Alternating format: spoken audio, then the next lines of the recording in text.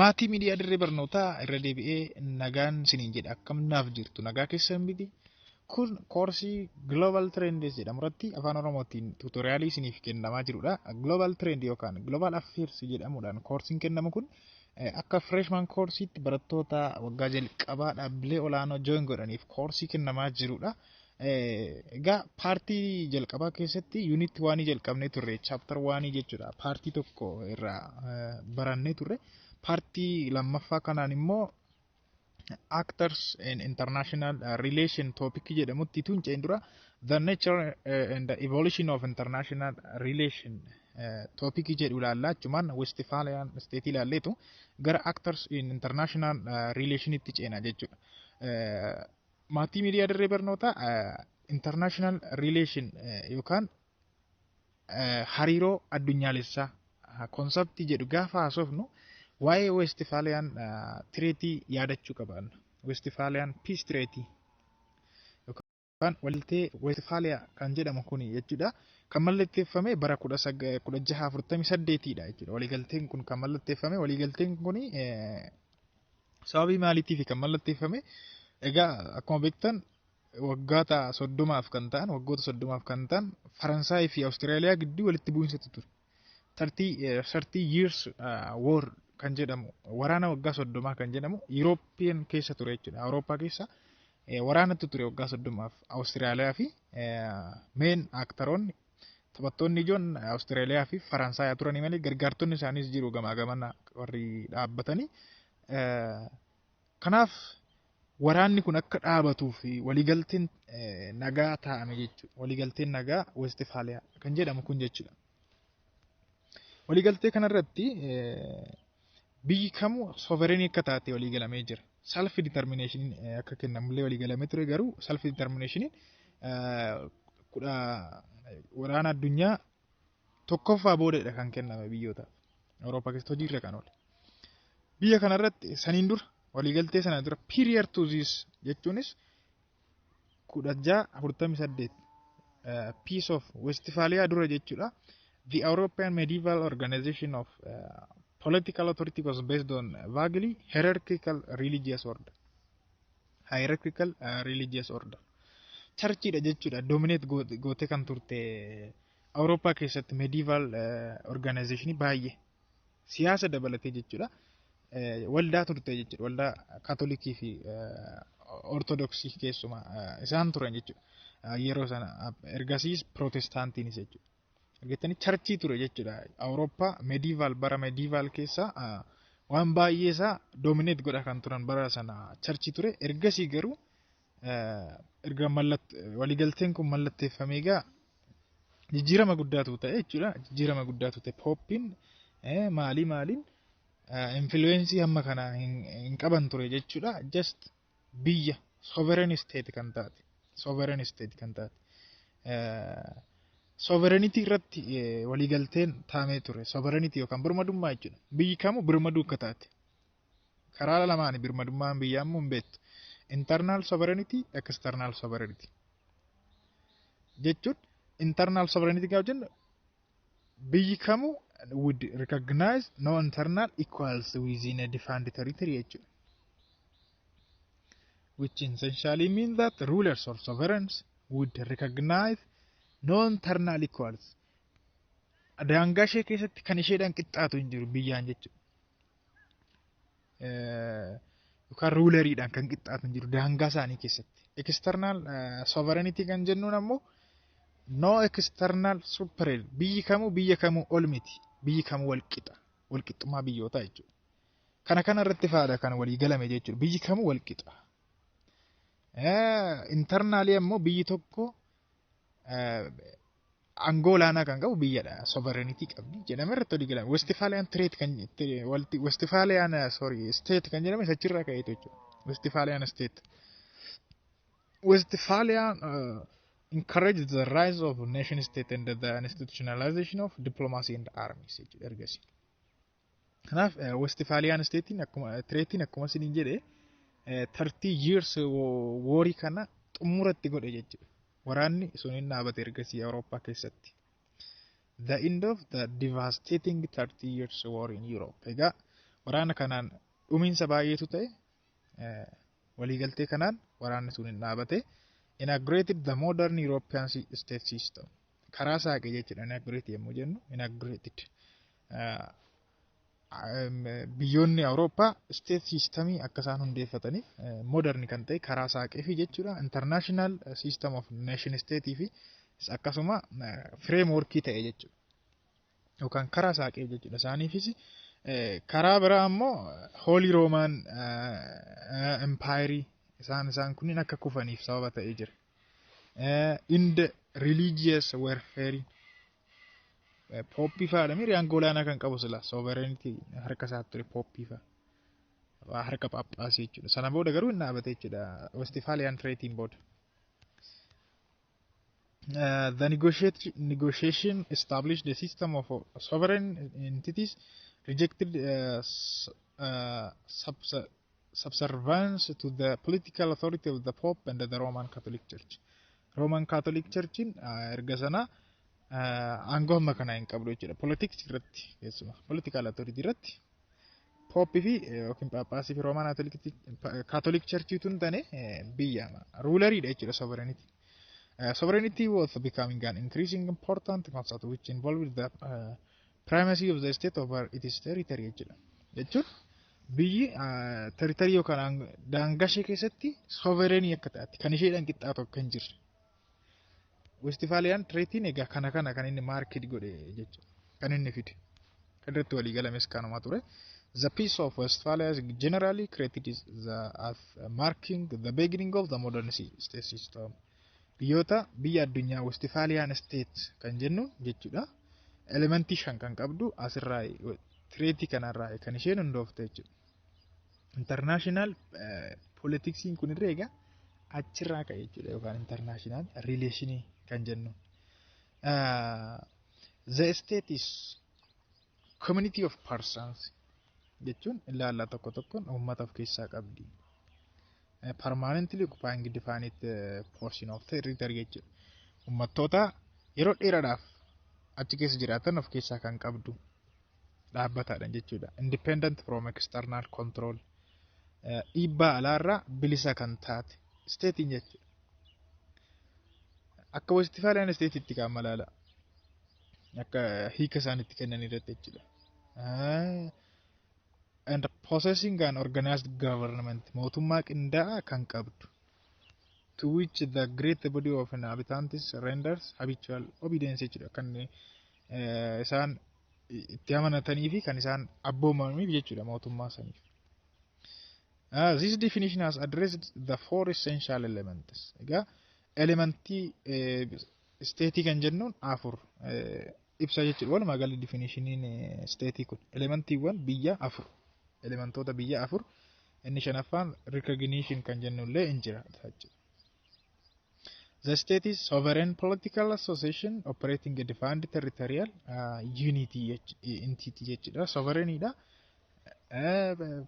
Association territory immoo yookiin daangaa immoo dhaabbata defined territory. Daangaa ibsamaa yookiin daangaa murtaa'aa kan qabu. Simply the state is also defined as political entity that possesses population waan afur jechuudha. Mootummaa birmadummaa fi daangaa kan qabdu jedhame kaa'ame tokkoon ilaalla jechuudha ammasii gaditti. The state is politically organized society dha. Hawaasa qindaa'e irraa kan uumamte biyyi people in order for term to be considered as state termin tokko state jedhamuudhaaf yookaan biyyi tokko biyya ta'uudhaaf jechuudha. The state must have the following essential elements. Elementoota murteessoo armaan gadii kana qabaachuu qabdi jechuudha. Jalqaba people or population uummata jechuudha. Inni kun basic requirement dha yookaan haaluree ijoo ta'edha jechuudha. Individual are part of the political community. Population refers to living in defined territory of the state jechuudha. Mitiire uummata jechuun uummata sabaaf sablammii uummata baay'ee daangaa murtaa'aa tokko keessa jiraate jechuudha. State is a human institution created by people uummataanii kan isheen uumamte biyyi. Saayiziin egaa saayiziin biyyaa biyyatti adda adda ta'a. Saayizii yommuu jennu baay'inni uummataa jechuudha. Saayizii uummataa yookaan baay'inni uummataa biyyaa biyyatti adda adda ta'a. Tokko tokko baay'ee haphii kan ta'e jira uummanni. Tokkuma baay'ee keessa kan jiraatamu jira. Kanaaf poppileeshiniin elementii jalqabaati jechuudha. Poppileeshin elementii jalqabaati jedha qabadha. Elementiin lammaffaan kan biyyaa jechuudha territoriidha. Territory yookiin daangaa qabaachuu qabdi. The state has a vital territorial component. Territory yookaan daangaa qabaachuu qabdi. Daangaan kun immoo tarii bishaanota irree laandi maasii ta'uu danda'a. Bishaanota irrallee ta'uu danda'a. Territoriin beektu qaba biyyi tokko daangaa yommuu jennu eessatti amma eessatti akka adeemu jechuudha. Yeroo tokko immoo naannoon moral citizenship education irratti ilaallee turre baay'ee adurree kana biyyi tokko daangaa biyya tokko yommuu jennu laandi maasii qofa miti lafa qofa miti jechuudha. Akkasuma iddoon dippiloomatiin ishee jiraatu iddoon alaabaan ishee ga'e hunduu territorii isheeti. Territoriin ishee birmadummaa ishee mul'isa waan ta'eef jechuudha. Even iddoo dippiloomaatonni ishee jiraatan ligeeshinoonni jechuudha. Iddoon galaanarra yeroo shiippiin yommuu alaabaa biyya sanaa fakkeenyaaf alaabaa Itoophiyaa shiippiin yookaan dooniin yeroo qabe socho'u fannifatee yeroo socho'u iddoon alaabaan Itoophiyaa gahe territorii Itoophiyaa jedhama.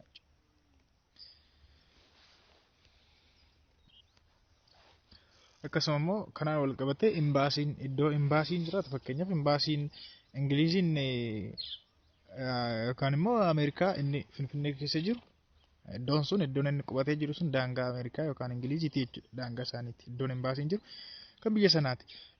Kanaaf isteetiin territorii qabaachuu qabdi akka elementii lammaffaatti jechuudha. Akka elementarii lammaffaatti territorii qabaachuu qabdi. Kan biraa governmentii qabaachuu qabdi mootummaa ishee bulchuu jechuudha. The people living within territory must have some sort of administrative system to perform function needed for desired by the people jechuudha. Wanta uummanni barbaadu kan guutuuf mootummaa qabaachuudha qabaatti. Mootummaan kun immoo foormii adda addaa qabaachuu danda'a. Oligaarkii ta'uu danda'a. Rule by few jechuudha. Jechuun muraasaan mootummaa bulamuu diktaatoraalii ta'uu danda'a. Dimokiraatikii ta'uu danda'a. Kan ammayyaa kana fa'a. Autokiraatikii ta'uu danda'a. Teokiraatik qofa mootummaa qabaachuu qabdi biyyi tokko. Biyya jedhamudha jechuudha. Inni kun elementii isa lammaffaadha. Kan biraa immoo inni biraan sovereignitiidha inni hafe. Sovereignity jechuun biyyi sun biyya ofii keessatti olaantummaa qabaachuu isheeti jechuudha. Sovereignity jechuun independent from any higher authority jechuudha. Aangoon isheedhaan gitu hin jiru jechuudha. Akkuma jenne internal sovereignity fi external sovereignity jira. Biyya ishee keessatti kan isheedhaan gitu hin jiru. Daangaa ishee keessatti. Biyyi tokko daangaa ishee keessatti kan isheedhaan gitu. Isheedhaa olu birmadummaa kan olaantummaa kan qabu jiru. Akka alaatti immoo external sovereignity dhaan yoo ilaaltan immoo biyya kamuu hin caaltu biyya kamuu gadis miti jechuudha. Sovereignty qabaachuu qabaatti. Independent from any higher authority and legal equality among states jechuudha. And legal equality among states immoo jenna external sovereignty mul'isa. Wabira recognition illee qabaachuudha qabaatti. Recognition yookaan biyyi tokko biyya ta'uudhaaf biyyoonni biraan biyya jedhanii ishee fudhachuu qabaatu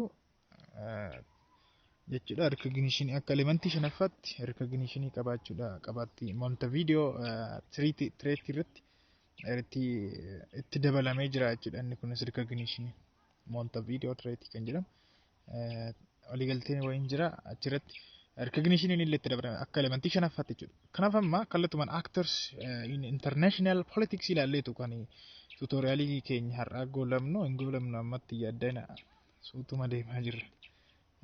suutuma deemaa jirra yaa levels of analysis international relationidha paartii taanuu galaadha achirratti dhaabna jechuudha amma achi ga'utti deemnarra taphattoota international politics kana keessatti yookaan international relation keessatti taphattoota ilaalla jechuudha eenyutu taphata jecha William Shakespeare jedhe tokkotu jira maal jedhe world is a stage jedhe addunyaan stageidha yookaan waltajjiidha and the men and the women are merely players jedhe world is a stage on which men and the women are players addunyaan stageidha yookaan waltajjii yommuu taatu namni immoo taphattootadha jedhe William Shakespeare jechuudha. Just international politics siyaasa addunyaa yookaan siyaasa addunyaa kana keessatti eenyutu taphata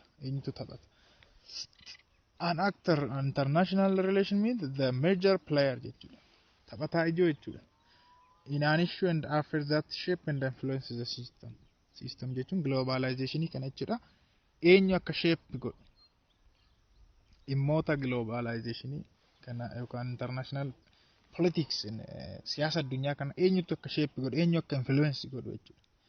Despite the rise in the number of players on the world scene, nation states have remained the central actor. Central actor state na jechuudha qabadda state taphattu ijoo kan jedhamtu biyyadha jechuudha. Kun rooliin isaanii hamma kana mini roolii guddaa kan qabdu biyyadha state ta'uu ishee qabadda jechuudha. Kanaaf jalatti state actor fi non state actor dha jechuudha ka wajjin ilaalu tokko state actors kan jedhaman jiru non state actors kan jennuun jiru. State actors keessumaa realistoonni maal jedhu ilaalla fuula duratti realistoonni waa'ee biyyaa maal akka isaan jedhu moral and citizenship education irratti ilaallee jira. Realistoonni optimistikiidha waa'ee biyyaatiif biyya baay'ee manu jechuudha baay'ee liberalistoota isaan kun. Realists believe that states are the primary and the unitary actors in international politics jedhu akka isaaniitti jechuudha. Biyya primary and the unitary actor jechuun only actor jechuudha unitary kophaa ishee jechuudha taphattuu ijoo taphattuu bu'uura taphattuu jalqabaa fi taphattuu bu'uuraati biyyi maal keessatti international politics keessatti yookaan international relation keessatti jechuudha leading role qabdi jechuudha.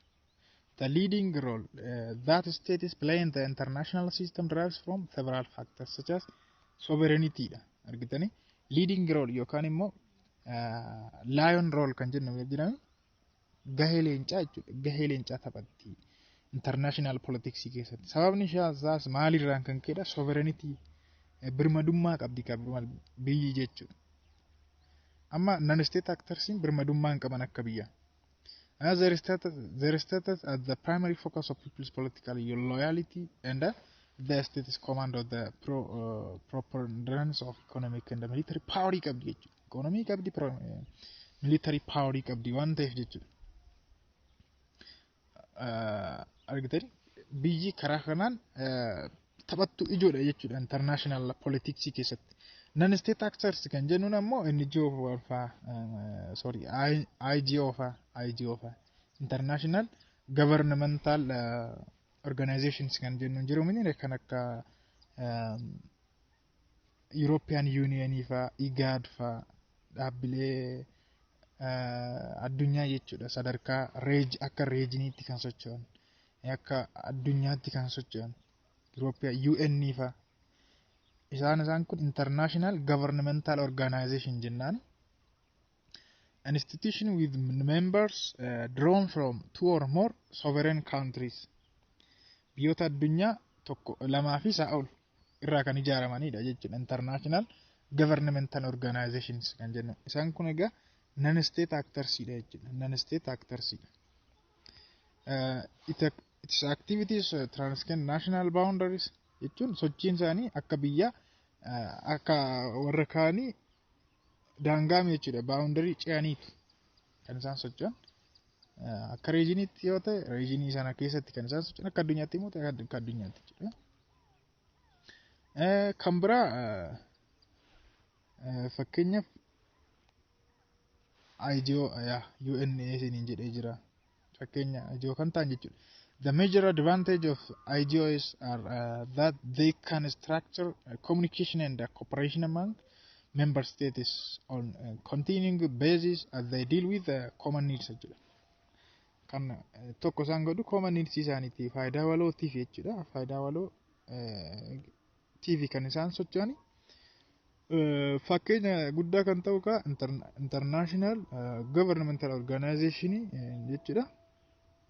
UNA dha tokko UNA United Nations jechuudha kan mootummoota gamtooman. NATO fa Northern Atlantic Treaty Organization isa amma Ukraine fi Russia wal ficcisiisaa jiru jechuudha. The International Monetary Fund IMF kan jennu AU dabalate African Union GOs continue to grow in prominence and size idaanis guddachaa ma jiru jechuudha still IGOs. Lammaffaan non state actors keessa international non governmental organization dha. Internationally sadarkaa addunyaatti kan socho'an NGO-wan jechuudha. NGO-wan sadarkaa addunyaatti socho'an. Their membership based on groups and individuals acting in private capacity that may or may not have a political agenda. By the way, sansu political agenda dha fi mini. Amma kunnin political agenda faa qabu NATO faa fudhatta. IMF mataan isaa fandii ma ta'u malee World Bank dabalate siyaasa duuba siyaasatu jira. Yeroo NGO'n baay'een isaanii siyaasa miti kan isaan hojjetan civil society irraa kan isaan uumaman. Memberoonni yookaan miseensonni isaanii group of individuals acting private capacity sadarkaa dhuunfaatti potentially warra qaban economy faa warra qaban nama gargaaru faa warra danda'a warra akkasiitii irraa kan uumaman civil society dha isaan sun. Their emphasis are transnational and draw membership from individual and private society located in several countries jechuudha akkuma jenne akkasuma isaanis addunyaa kana anna sochuu jechuudha addunyaa kana irratti sochuu jechuun operationiin isaanii transnationally jechuudha jechuun national tokko qofarraa mini biyya tokko qofarraa mini biyyoota adda addaa keessa walitti kan dhufan individualota akkasii irraa jechuudha kan isaan uumaman. Fakkeenyaaf the Alliance of International Chamber of Commerce, International Political Association, Science Association, Muslim World League. Fakkeenya guddaa kan ta'u Red Cross fa Amnesty fa isaan kun NGO-wan akka addunyaatti socho'anii jechuudha. Many international crisis NGOs have joined IGOs on the international stage in the executive. Kan biraa multinational corporation kan jennu dhaabbatoota keessumaa biizinesiidhaan kan wal qabatan jechuudha. Daangaarra ce'anii warra socho'an jechuun hin jiraa miti. Fakkeenyaaf isaan kun Coca-Cola, kaampaanii Coca-Cola, Microsoft faa gaafa fudhattan isaan kun sadarkaa addunyaatti kan isaan hojjetan jechuudha. Multinational corporation or transnational jechuun daangaa biyya ofiitirra ce'aniiti jechuudha kan isaan biizinasii hojjetan. They are business organization. Dhaabbilee biizinasiiti isaan kun jechuudha. Extended ownership isaanii, management, production isaanii karamitti bal'isu jechuudha yookaan extend godhu several or more countries biyyoota baay'eetti jechuudha. Biyyoota baay'ee keessatti kan socho'an dhaabbileen biizinasii akkasii hin jiru jechuudha. Fakkeenya guddaa kan ta'an Motors, Toyota fa'aa ta'uu danda'a fakkeenyaaf General Motors isaan kun biyya baay'ee keessatti warra socho'anidha jechuudha. Kan biraa immoo individualsidha namoota dhuunfaa. Fakkeenyaaf Mark Zuckerberg fa'aa fudhachuu hin dandeessu, Bill Gates fa'aati. Isaan kun warra international politics keessatti iddoo guddaa warra qabanidha. Isaanii non-state actorsidha jechuudha. Individuals warra jennu warra akkasiisu. Warren fa'aa fudhachuu hin dandeessu. Kan biraan inni shanaffaan terrorist organizationidha. Dhaabbilee shororkeessitootaa jechuudha. Isaan kunis non-state actorsidha. Tutoriaalii keenya xumuruuf ariifachaa jirra. non-state actorsiin kan biraa terrorist organization yookaan dhaabbilee shororkeessitoota jechuudha. Egaa isaan kun non-state actorii ta'anii addunyaa keenya keessa biyyoota adda addaa keessa hojjetanii warra hojii shororkeessa hojjetan jechuudha. Kan akka ISIS fa'aa Boko Haram fa'aa fudhachuu dandeessu. Isaan kun non-state actors jedhamtidha kan isaan ramadaman. Terrorist group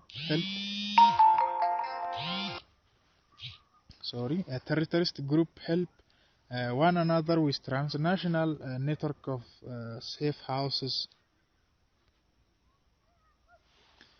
training camps, forged passports, arms and explosives and many.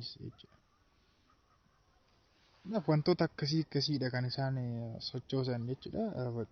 Training kaampii leenjii keessatti paaspoortiiwwan dogoggora sobaa humna waraanaa fa'aa wantoota dhoohinsa fa'aa qabeenya birrii qarshii fa'aa waan akkasii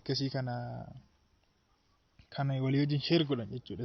Isaan sunis hin beektu hojii isaanii hojii shororkeessitoota jechuudha. Terrorists incidents rose sharply throughout. Now it decreases, but still hundreds of terrorist incidents still occurred each year jechuudha. Incidentiin isaanii balaan isaan dhaqqabsiisan irrachaa dhufus sharply jechuudha gadi bu'aa dhufee jira. Garuu still hamma ammaatti namoonni baay'een shororkeessitootaan dhumaa jiru jechuudha. Walumaa gala tutoriyaaliin nuti state actors non state actors irratti akkasuma waa'ee evolutionii international politics yookaan relationiin keessa darbe ilaallee kana fakkaata ture. Baazawee evolutioniin suni achimatti naabanne Westphalian Treaty irraa ka'e erga sana maaltu ta'e industrial periodiitu ta'e kapitaalizimiin achirraan kapitaalizimii keessa humna godhachaa dhufan biyyoonni baay'een. Humna godhachuu san keessa immoo alliyaansii uumutti dhufan. Biyya biraa maaliif hin to'annu? Maaliif hin koloneeffannu? Alliyaansii uumutti dhufan. Alliyaansii sana keessa walitti bu'iinsatu ture ammas. Walitti bu'iinsa sana keessa egaa waraana addunyaa jalqabaa 1918 waraana addunyaa tokkoffaa inni jedhamu hin goolabame 1918. San booda League of Nations hundeeffame ilaala. 1921 League of Nations in hundeeffame. Kanaaf biyyoonni amma egaa akka addunyaatti miseensa baay'ee kan of keessaa qabu organization tokko argameera League of Nations kan jedhamu. San booda immoo egaa League of Nations booda self determination in hundaa jechuudha. Self determination yookaan bulchuun nufee jechuudha. Akkasittiin evolutionii sana keessa darbeetu international relationiin kun kanas ga'e jechuudha. Kanaaf paartii taanuun immoo levels of analysis in international relation yommuu analyze go yookaan xiinxallu wantoota nuti consider gochuu qabnu individual analysis state maal jennee ilaallaa jechuudha tokko tokko. Hammasittuu nagaan naa tura baay'een sin jaalladha. Mootii miidiyaa dirree barnootaa miidiyaa keenya faaraa hordoftan immoo subscribe gochuu akka hin daganne yeroo itti aanu wal argina nagaan naa tura.